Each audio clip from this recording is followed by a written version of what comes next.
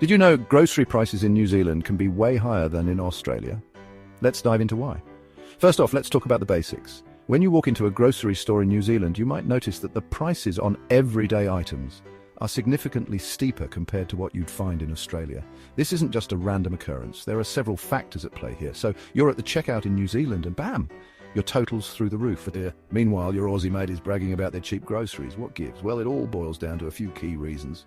Supply and demand, mate. New Zealand's smaller population means fewer buyers and higher costs to stock those shelves.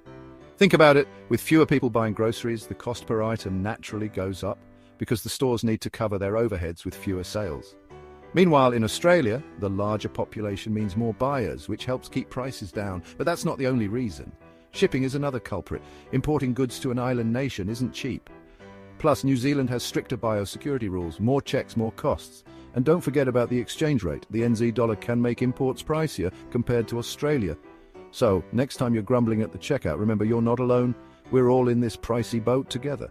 But let's break it down even further. When it comes to shipping, New Zealand's geographical isolation plays a huge role.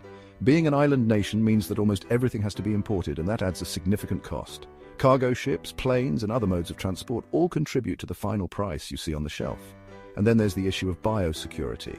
New Zealand is very strict about what comes into the country to protect its unique ecosystem. This means more inspections, more regulations, and ultimately more costs that get passed down to the consumer. Now, let's talk about the exchange rate. The value of the New Zealand dollar compared to other currencies can make a big difference in how much you pay for imported goods. When the NZ dollar is weak, it costs more to buy the same products from overseas. And those costs are reflected in the prices you see at the grocery store.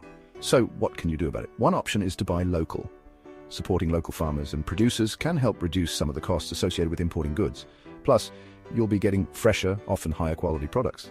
Another tip is to shop around. Different stores can have different prices for the same items, so it pays to do a bit of research.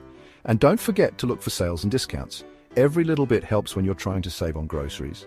In conclusion, while grocery prices in New Zealand can be higher than in Australia, understanding the reasons behind these costs can help you make smarter shopping choices.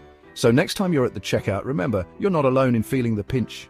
We're all navigating these higher prices together, and with a bit of savvy shopping, you can make your dollar go further. So keep your chin up and your eyes peeled for those bargains. Happy shopping!